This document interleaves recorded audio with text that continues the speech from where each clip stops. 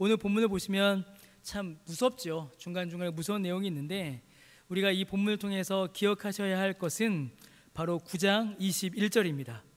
그토록 많은 환난과 화가 이 땅 가운데 임하였음에도 불구하고 회개하지 않는 자들이 있다라는 것입니다.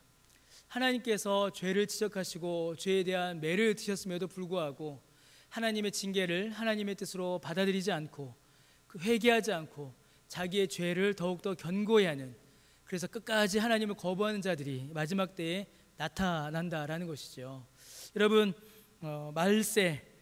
말세가 언제부터이고 언제인가, 우리가 그것을 언제입니다 라고 말하면 이제 이단이 되니까요. 그러나 주님 다시 오실 날이 다가오면 다가올수록 회개하지 않고 자기의 죄를 견고히 하는 세력들이 더 많이 나타나게 될 것입니다. 그런 모습들을 오늘 본문을 통해서 우리가 볼 수가 있습니다. 여러분, 8장 13절에서부터 요한계시록 9장은 시작하고 있습니다. 내가 또 보고 들으니 공중에 날아가는 독수리가 큰 소리로 이르되 땅에 사는 자들에게 화가 있으리니 이는 새 천사들이 불어야 할 나팔 소리가 남아있음이로다 하더라. 이렇게 8장 13절에서부터 시작이 됩니다. 여러분, 이 독수리는 심판과 화의 상징입니다. 그리고 땅에 사는 자들, 땅에 있는 자들에게 화가 3번이나 임하는 것을 또 볼 수 있고, 새 천사들이 나팔을 불므로 인하여 이 땅 가운데에 아주 무서운 심각한 재앙과 고통과 화가 이제 임하고 시작된다라는 것을 요한계시록은 우리에게 알려주고 있습니다. 여러분, 그런데 이 재앙과 고통, 큰 화가 누구에게 임하는가를 우리가 알아야 합니다. 여러분, 마지막 때가 되면 이 환난, 이 화가 온 땅 가운데 임할 것입니다. 그리고 그 화를 믿는 자도 믿지 않는 자도 직접 간접적으로 당하게 될 것입니다. 그런데 이 환난이 직접적으로 영향을 주고 직접적으로 괴롭히고 직접적으로 고통을 주는 대상이 정해져 있다는 겁니다. 여러분, 이 사실이 매우 중요합니다. 요한계시록 9장 4절에 보시면요, 여러분 보이시죠? 9장 4절 같이 한번 읽어보겠습니다. 자, 시작.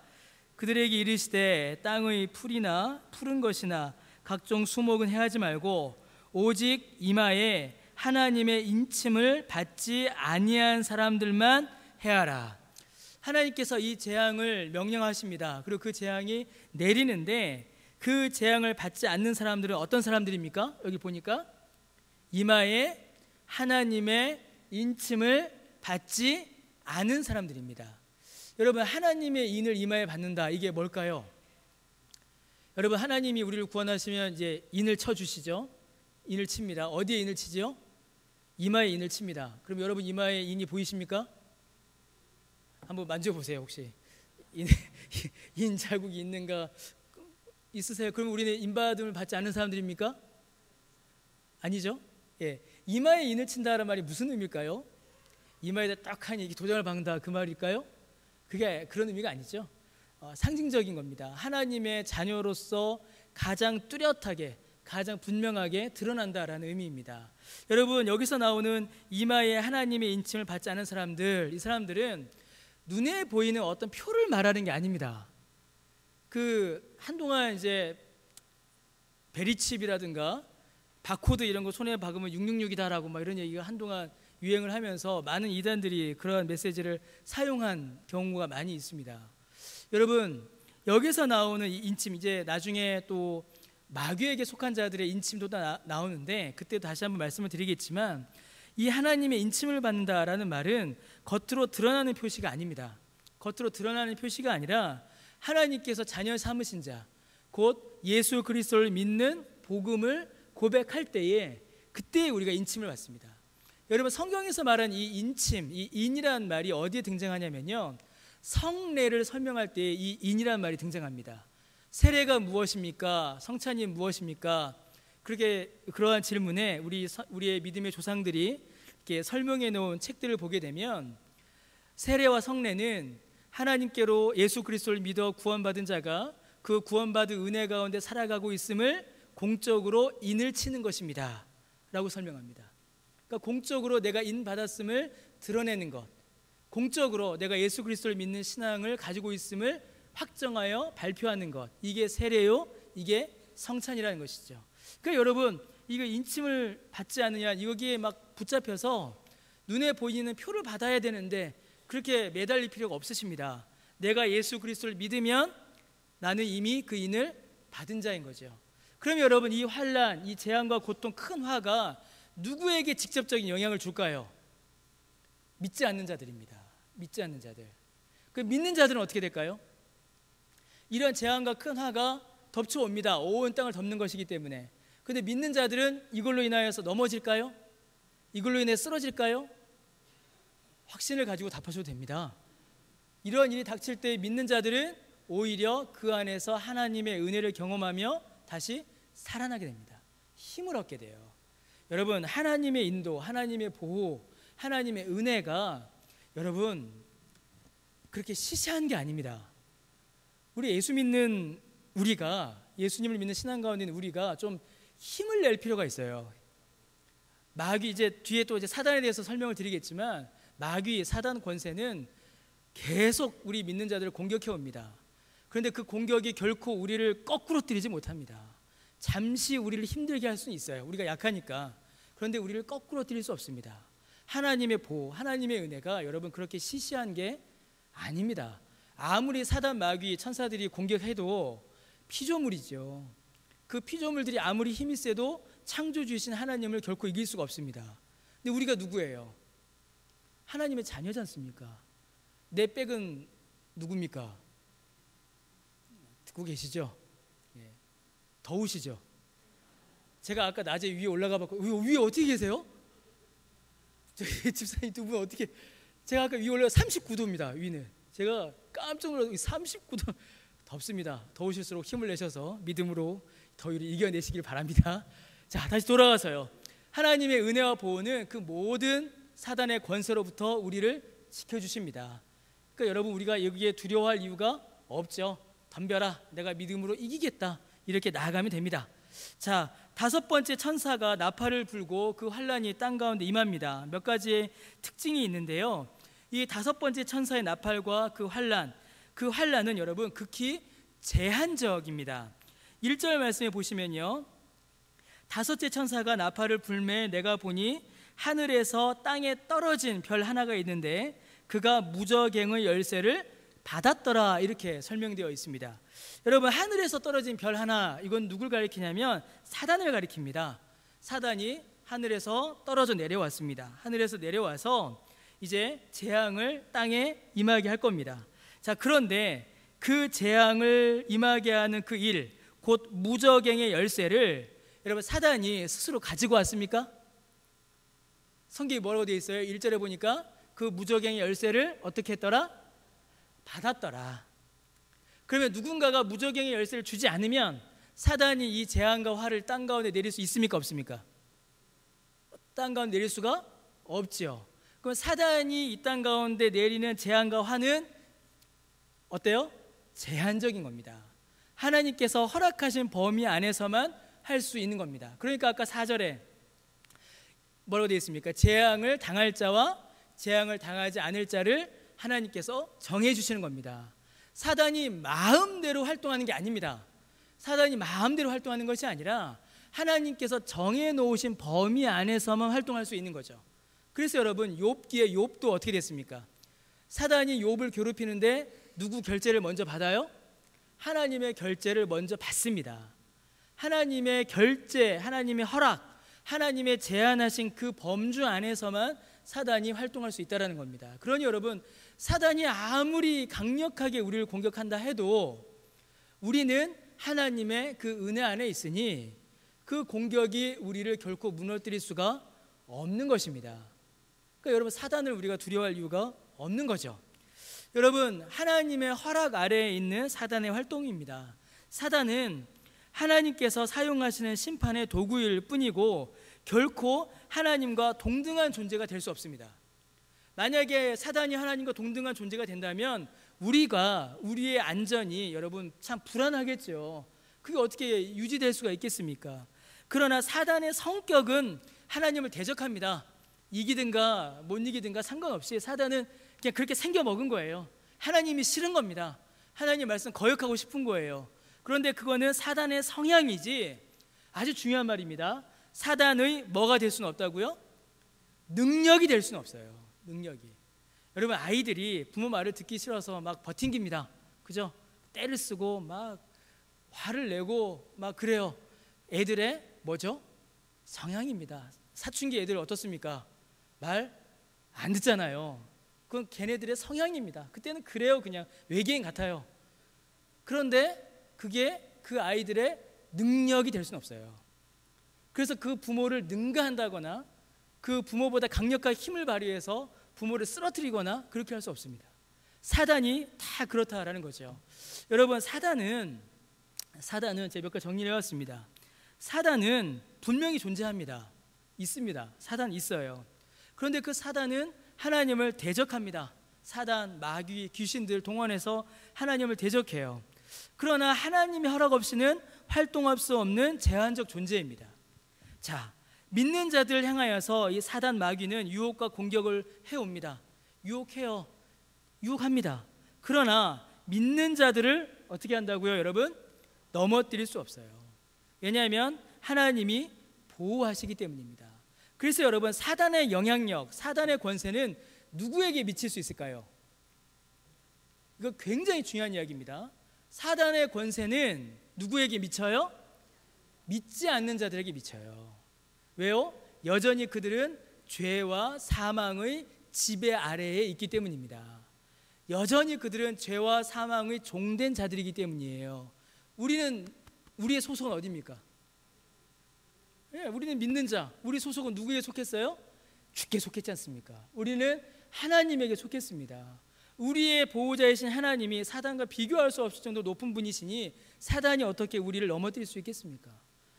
우리가 연약해서 우리가 여전히 육체를 갖고 있기 때문에 가끔 그 유혹에 넘어가고 쓰러질 때가 있습니다. 그러나 하나님께서는 다시 우리를 일으키십니다. 사단은 불신자를 향한 하나님의 심판의 도구로 쓰일 뿐입니다. 그럼 여러분, 신자에게 있어서는 사단이 어떻게 될까요? 사단이 신자를 유혹합니다. 공격을 해요. 막 넘어뜨리려고 하고 유혹을 하고 막 그럽니다. 그러면 그 모든 일들이 신자에게는 어떻게 될까요, 여러분? 넘어뜨리지 못하고 신자에게는 오히려 그런 일들이 연단이 됩니다. 연단이 되어 확신 안에 거할 수 있는 근거가 되는 것이죠. 그러니까 여러분, 우리가 사단을 어떻게 될까요? 겁낼 필요가 없습니다. 사단을 겁낼 필요가 없어요. 여러분, 이단들이 많이 사용하는 방법이 바로 이 귀신론입니다. 베레아라고 있죠. 성락교회, 서울 성락교회 저쪽에요. 거기서 이제 귀신론을 많이 사용합니다. 그런데 이 귀신론의 핵심이 뭐냐면 성도들 안에 공포를 자극하는 겁니다. 공포와 두려움을 불러일으키는 거예요. 귀신이 뭐 그런 얘기 했습니다. 저를 딱 보면서 당신은 눈 나쁜 귀신이 붙었다. 농담 같죠? 근데 진짜 그렇게 가르칩니다. 당신 눈 나쁜 귀신 붙었다. 제가 눈이 왜 나쁩니까? 그렇죠. 권사님 감사합니다. 제가 그 답을 기다리고 있었습니다. 열심히 공부해서라고 말씀해 주셨어요. 제가 눈 나쁜 이유는 어릴 때 TV를 많이 봐서입니다. 그냥 어릴 때 TV 앞에 가서 이렇게 TV 봐서 귀신이 붙은 게 아니라 제가 몸을 제대로 관리하지 못했기 때문이죠. 감기 왜 걸립니까? 몸살 왜 걸립니까? 몸살 귀신이 붙어서 감기 귀신이 붙어서 여러분, 이게 지금 제가 건강, 눈 이런 얘기하니까는 웃으시지만 이게 만약에 우리에게 답이 없는 문제로 이 문제가 싹 들어가기 시작하면요, 여러분, 이거는 그때부터 우리가 흔들립니다. 가정의 불화가 왜 옵니까? 당신 집에 불화의 영이 임했다 이래버립니다. 부부싸움 왜 합니까? 사단이 당신 가운데 들어서 그 귀신이 분열시키고 있다. 여러분, 이러면요 우리 쑥쑥 넘어갑니다. 그 공포를 자극하는 거예요. 그러나 우리는 이 사단을 과도하게 두려워하거나 관심을 가질 필요가 없습니다. 신자는 귀신, 사단에 의하여서 두려워하고 공포에 떨고 막 어떻게 하는 안절부절하고, 여러분, 이거는 믿음의 능력이 아닙니다. 믿음의 능력은 하나님께서 주시는 구원 안에서 누리는 확신과 평안입니다. 아멘을 안 하시네요. 이럴 때는 아멘 하셔야 되는데. 믿음의 능력은 구원 안에서 누리는 확신과 평안입니다. 이게 우리가 누릴 것이지 그 귀신에 의해서 두려워하고 떨 필요가 전혀 없다라는 것이죠. 여러분, 두 번째 특징이 있습니다. 이 천사의 나팔 환란의 특징, 다섯 번째 이 천사의 나팔의 특징, 황충입니다. 황충. 이 황충이라는 게 등장해요. 이 황충은 이 환란의 중심 도구입니다. 2절 말씀에 보니까 그가, 이 사단이 무저갱을 여니 그 구멍에서 큰 화덕의 연기 같은 연기가 올라오매 해와 공기가 그 구멍의 연기로 말미암아 어떻게 되어 있습니까? 어두워졌다라고 되어 있어요. 어두워졌다. 또 황충이 연기 가운데로부터 땅 위에 나오매 그들이 땅에 있는 정갈의 권세와 같은 권세를 받았다, 이렇게 설명합니다. 이 황충의 두 가지 특징이 나타납니다. 첫 번째 특징이 뭐냐면 어두움이에요. 어두움. 그러니까 마귀가, 사단이 이 땅에 환란을 임하게 할 때 황충이 이제 돌아다닐 텐데, 그 황충이 나타나면 어두워지고 그 황충이 권세를 가졌다. 이 두 가지의 특징이 나타납니다. 여러분, 이 황충의 어두움은요, 여러분, 해와 달이 가려지는 이런 세상의 어두움이라기보다는 영적인 어두움을 가리킵니다. 그럼 여러분, 마지막 때에 우리에게 임하는 어두움의 본질은 해와 달, 이 빛이 어두워지는 어두움이 아니라 영적인 어두움입니다. 여러분, 이거 굉장히 중요합니다. 여러분, 어떠십니까? 시간이 갈수록 이 영적 어두움이 강하다라는 것을 많이 느끼게 됩니다. 전도가, 여러분 어떠세요? 전도가 쉽습니까? 어렵습니까? 전도가 어렵습니다. 굉장히 어려워졌습니다.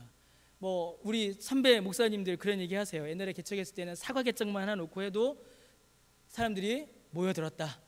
길거리에 다니면서 전도하면 다 믿었다. 저도 제 기억에 어릴 때 저희 동네에 북치면서 오늘 저녁에 다윗과 골리앗 만화 틀어준다. 제 고향교회 그랬습니다. 그렇게 막 북치면서 돌아다녔거든요. 그거 졸졸 쫓아다니다가 제가 지금 이렇게 된 겁니다. 제가 부모님이 서원하시고 이런 게 아니고, 북치던 그 형 누나 쫓아가서 저녁에 다윗과 골리앗 영사기에 돌아가는 그 만화 보다가 제가 이게 목사까지 된 거예요. 참 어떻게 될지 몰라요. 예. 그렇게 이제 바뀌어 갔습니다. 그런데 그때만 해도 예전에는 전도하기가 참 좋았습니다. 사람들이 갈급하였고, 사람들이 영적인, 육적인 가난함이 있었고, 그 안에서 은혜에 대한 갈급함이 있었죠. 근데 요즘은 어떻습니까? 전도 안 됩니다. 전도가 안 되는 정도가 아니라 어때요? 사람들이 기독교 복음을 거부하고 조롱하고 우습게 여깁니다. 교회 다닌다, 예수 믿는다 하면 당신 참 무식하다, 모자라다, 답답하다, 이런 평가를 받아요. 영적으로 여러분 어떻습니까? 점점 더 어두워지고 있습니다. 영적으로 점점 더 어두워지고 있어요. 교회, 우리가 교회로 모이지 않습니까? 예배 어떻습니까? 예배에 대한 기쁨, 예배에 대한 간절함, 예배에 대한 소망도 여러분 우리 안에서 점점 참 안타깝지만 약해져 갑니다. 참 약해져 가요. 성경 읽는 거, 성경 읽으세요? 어떠십니까? 성경이 진짜 장식품이 되어버렸죠. 성경을 읽지 않고 기도하지 않고 예배를 기뻐하지 않으면 여러분, 그게 바로 영적인 어둠입니다. 근데 그런 영적 어둠이 이 말세 때에 굉장히 강하게 이제 덮쳐온다라는 겁니다. 자, 그것뿐만이 아닙니다. 이 황충이 이제 이 땅 가운데서 활동하기 시작하면요, 제가 글자를 너무 작게 했는데, 그 황충 역시도 그 활동이 제한되어 있습니다. 제한되어 있고, 사람들을 괴롭게 하는데 그 괴롭히는 기간도 정해져 있습니다. 그런데 그 괴롭힘의 강도가 어때요, 여러분? 6절에 보니까 죽기를 구하여도 죽을 수 없을 정도입니다. 차라리 죽는 게 낫겠다 싶을 정도의 강도로 사람들에게 고통을 가한다라는 거예요. 그러니까 영적으로 어두워져서 하나님의 은혜를 구하지 못하고, 사회적으로, 육체적으로도 아주 심각한 고통을 당하고, 이런 일들이 황충에 의해서 이루어진다라는 겁니다. 근데 여러분, 이게 참 무서운 게요, 영적 어둠과 고통이 임하는데 사람들이 황충을 두려워하지 않습니다. 이게 영적 분별력이 사라져버린 거예요. 이제 뒤에 나옵니다. 자, 황충의 특징을 보시면요, 7절에 보니까 황충들의 모양은 어때요? 전쟁을 준비한 말들 같고, 그 머리에 금 같은 관 비슷한 것을 썼고, 그 얼굴은 뭐 같다고요? 자, 전쟁을 준비한 말들, 파괴와 전쟁을 일으키는 강력한 힘이 있습니다. 금 같은 관을 썼어요. 세상의 권세를 가졌습니다. 세상으로부터 인정받아요. 근데 그 얼굴이 어떻다고요?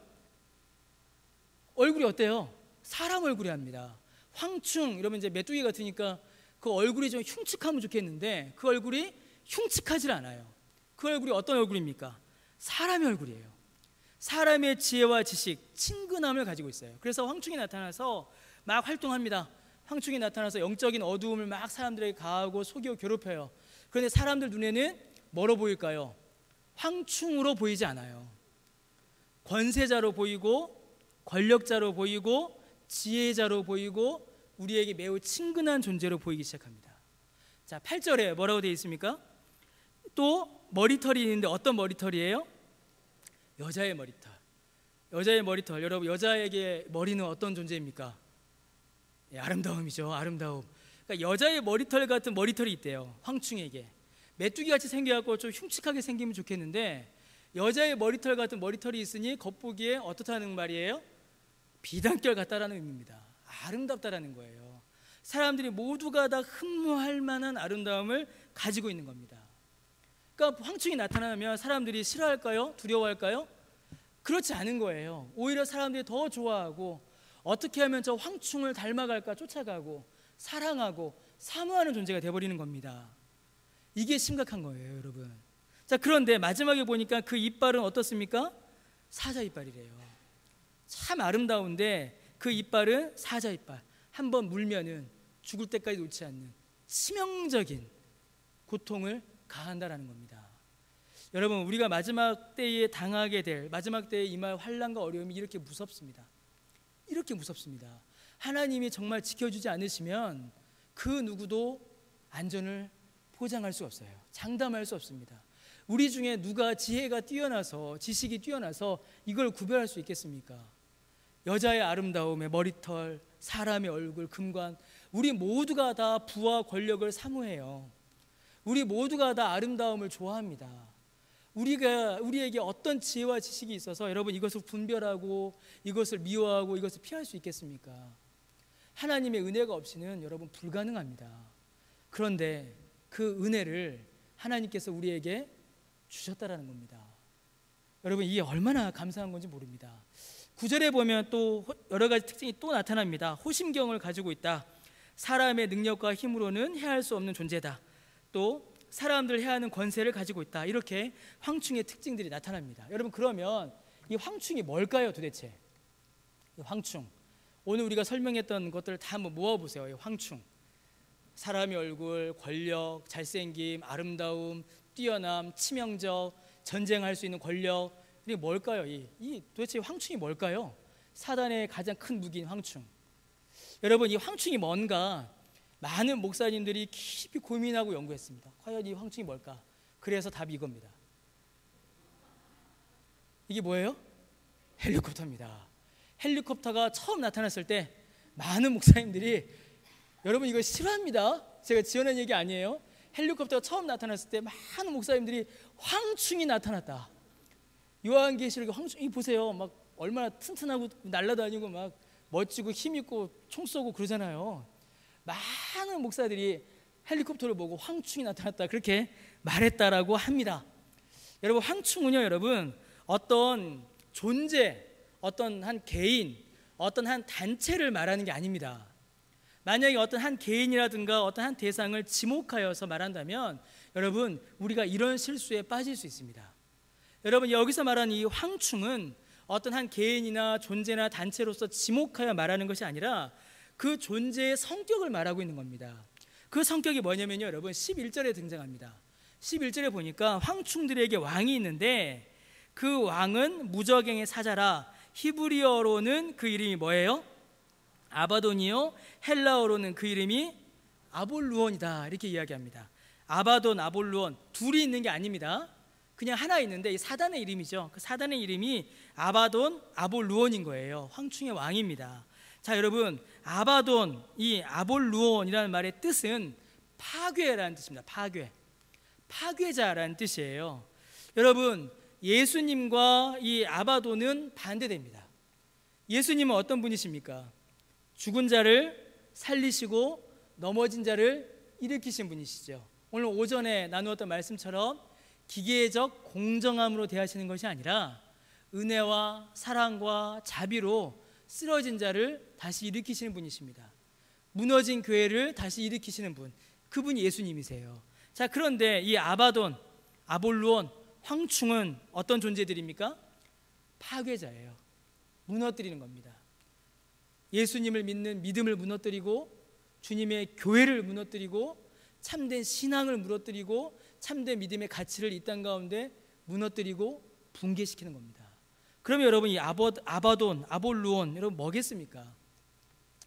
어떤 누구, 어떤 단체, 어떤 나라가 아니라 여러분 사단의 영향력이고 이 세대를 지배하고 있는 이 시대의 문화, 이 시대의 정신입니다. 복음을 거부하고 예수 믿는 자들을 조롱하며, 여러분 로마 시대에는 칼과 창으로 죽였죠.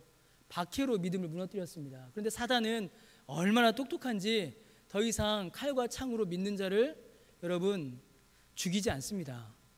황충처럼 영적 어두움을 사람들에게 덮어버립니다.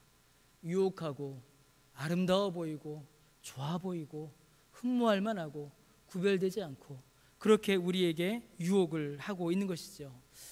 자, 여섯 번째 천사가 나타납니다. 13절에 보시니까 여섯 번째 천사의 나팔과 이제 그 환란이 임합니다. 자, 13절에 보니까 여섯째 천사가 나팔을 불매 내가 들으니 하나님 앞 금제단 네 뿔에서 한 음성이 났다라고 이렇게 기록을 합니다.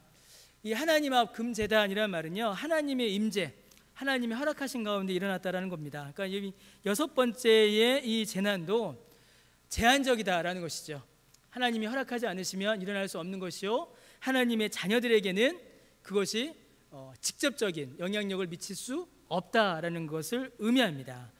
20절, 21절 말씀처럼 하나님께 돌아오지 않는 자들에게 임할 무서운 심판과 환란을 말합니다.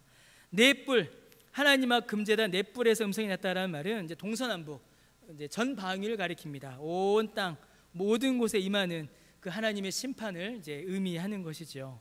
14절에 보니까요, 나팔 가진 여섯째 천사가 에게 말하기를 큰 강 유브라데에 결박한 네 천사를 놓아주라 이렇게 이야기합니다.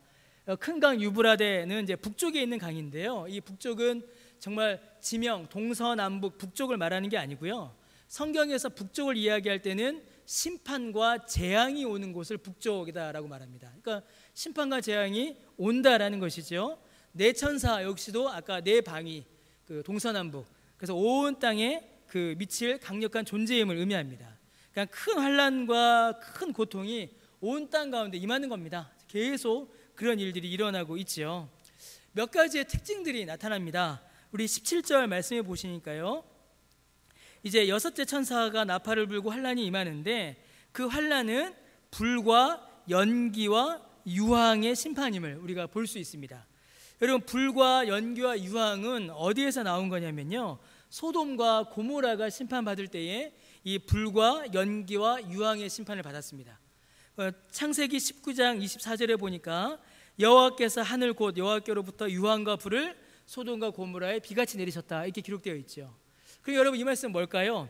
마지막 때 여섯 번째 천사가 환란을 이 땅 가운데 내릴 텐데 그 환란의 성격이 소돔과 고모라와 비슷하다라는 겁니다. 이거 아주 중요한 의미입니다. 소돔과 고모라와 같은 범죄에 대하여 소돔과 고모라와 같은 심판을 내리신다라는 거예요. 그럼 마지막 때 이 심판이 임하는데 이 심판이 임할 때에 이 땅에는 어떤 범죄가 있다라는 겁니까? 소돔과 고모라가 행하였던 범죄가 이 땅 가운데도 나타난다라는 거예요. 여러분, 소돔과 고모라의 범죄가 뭐였습니까? 소돔과 고모라의 범죄, 하나님을 모욕했죠. 남자가 여자를, 여자가 남자를 로마서의 말씀처럼 순리대로 남자가 여자를 대하지 않고 역으로 대했습니다. 동성애가 만연했죠. 성적 음란이 있었죠. 우상 숭배가 가득했죠. 하나님이 오셔서, 하나님의 천사들이 와서 하나님의 뜻을 전하는데도 불구하고 하나님의 말씀을 깨닫지 못했죠. 언제랑 비슷합니까? 예, 비슷합니다. 우리가 참 정말 깨어 있어야 합니다. 깨어 있어서 기도해야 합니다. 그래서 또 어떻게 될까요? 소돔과 고모라 같은 범죄가 임하였으니 그 땅에 소돔과 고모라 같은 심판이 임하는 겁니다. 그렇게 일들이 진행이 되죠. 중요한 건 여러분 이 입입니다. 입. 이 6번째 천사의 나팔과 그 환란이 임할 때에 그 환란이 입을 통해서 이루어진다는 겁니다. 이게 굉장히 중요합니다. 17절에 보니까 그 입에서 불과 연기와 유황이 났다. 18절에는 입에서 나오는 불과 연기와 유황. 19절에 보니까 힘이 어디에 있어요? 입과 꼬리에 있다. 이렇게 되어 있습니다. 여러분 입이 뭐 하는 데죠? 입은 뭐 하는 곳이죠? 입. 우리의 입. 예. 먹고 숨쉬고 또 뭘 하나요? 말하는 데죠. 말. 여러분 성경에서 말하는 이 입, 여기서 말하는 이 입은요 말입니다. 말. 그 마지막 때에 영적인 어둠, 혼란, 환란, 어려움, 죄, 심판 이런 것들이 가득 임할 텐데 악한 세력들이 그들의 악한 능력을 그들의 말을 통하여서 온 땅 가운데 임하게 한다라는 겁니다. 그들의 입에서 나오는 말이 강력한 미혹이 되어서 사람들에게 고통을 준다라는 것이죠. 여러분 불신자들을 향한 최악의 공격과 고통은 여러분 미혹입니다. 거짓 진리, 거짓 교사에 빠져서 참된 복음을 모를 때에, 참된 말씀을 모를 때에 여러분 참으로 그 영혼이 가장 깊은 고통에 당한 것이고 가장 무서운 심판을 이미 당하고 있는 겁니다. 여러분 한번 생각해 보십시오. 이제 불신자가 한 분이 있어요. 불신자가 있는데 그 불신자에게 누군가 전도합니다. 그런데 누가 전도하냐면 이단이 전도한다고 생각해 보세요. 이단이. 자, 이단이 와서 우리 아까 세가족 양육할 때도 잠깐 이야기 있었는데 이단이 와서 전도합니다. 이단의 전도 안에는 예수 그리스도의 십자가가 없습니다. 예수 그리스도의 구원도 없고 부활도 없고 믿음을 통한 영생도 없어요. 자, 그런 이야기를 들어요. 그런 이야기를 듣고 마음이 확 움직여서 이단의 교회에 갑니다. 이단의 교회에 가서 열심히 신앙생활을 해요. 이단 교회에서. 여러분 이게 어떻게 되는 겁니까?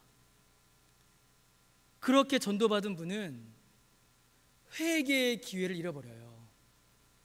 회개를 못합니다. 복음을 듣지 못하니까 자기가 죄인임을 깨닫지 못하고 그 죄를 사해 주신 예수 그리스도의 십자가 앞으로 나아가지를 못하는 거예요. 그럼 여러분 그분은 어떻게 되겠습니까? 여러분 이단의 전도는 불신자를 향한 하나님의 가장 두려운 심판입니다.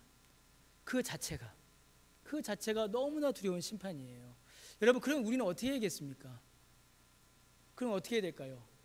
아직도 구원받지 못하고 있는 영혼들, 아직 예수 그리스도 앞에 나오지 못한 영혼들, 알아서 때 되면 교회 올 때까지 기다리고 놔두면 될까요, 여러분? 여러분 어떻게 생각하십니까?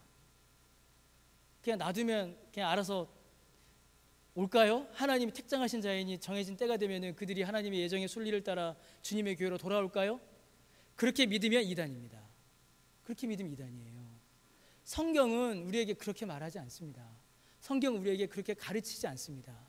여러분 우리가 외면하고 우리가 전하지 않고 우리가 그들에게 생명의 복음을 말하지 않으면 황충들이 가서 전합니다. 여러분 이거 우리 정말 진지하게 생각하셔야 됩니다. 우리 주변을 보십시오. 얼마나 많은 사이비가 있습니까? 공원 온갖 이단들이 나와서 다 전도하고 있습니다. 여러분 하나님께서 마지막 때에 교회에게 주시는 위로가 있고 마지막 때에 교회에게 주신 사명이 있습니다. 요한계시록을 보면 우리는 마지막 때에 교회가 누릴 수 있는 위로를 받게 됩니다. 오늘 우리가 말씀 나누었던 것처럼 마지막 때에 환난과 어려움이 닥치지만 예수 믿는 자들은 하나님께서 보호해 주심으로 그 안에서 회복과 또 승리와 은혜를 누리게 됩니다.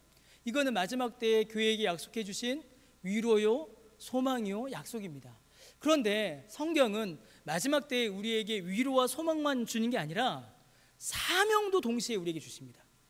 우리 주님께서 부활 승천하시면서 교회를 향하여서 나가서 복음을 전하고 구원받지 못한 자들에게 구원의 복음을 전하여서 주님의 제자를 삼으라라고 말씀하셨습니다. 여러분, 이거는 단순히 교회를 그냥 교회에 한두 명 사람을 채우고 늘리는 문제가 아닙니다. 그런 문제가 아니죠. 사람이 죽고 사는 문제입니다. 한 영혼이 천국에 가냐 마냐의 문제입니다. 하나님께서 택하신 자들이 언젠가는 돌아옵니다. 이단에 빠졌다 하여도 돌아올 거예요. 그런데 그 이단에 빠진 그 기간 동안의 그 고통, 그 괴로움, 여러분, 그거 어떻게 우리가 외면할 수 있습니까? 예수님을 믿지 않는 동안에 죄 가운데 빠져서 허덕이는, 죄 가운데 빠져서 세상의 유혹 가운데서 고통하는 그 영혼들의 고통과 괴로움, 여러분, 나는 예수 믿어서 행복하니까 저 사람들이야 고통하든가 말든가 어떻게 우리가 외면할 수 있습니까? 여러분, 그거는 주께서 우리에게 알려주신 교회의 모습이 아닙니다. 우리가 그 놀라운 은혜를 받았으니 우리와 같이 그 생명의 은혜 누리기를 또 우리가 전할 수 있게 되는 것이죠. 그게 마지막 때에 또한 주께서 우리에게 맡기신 복음의 사명입니다. 위로와 사명, 이 두 가지를 하나님의 말씀을 통하여서 우리가 확인할 수 있는 것입니다.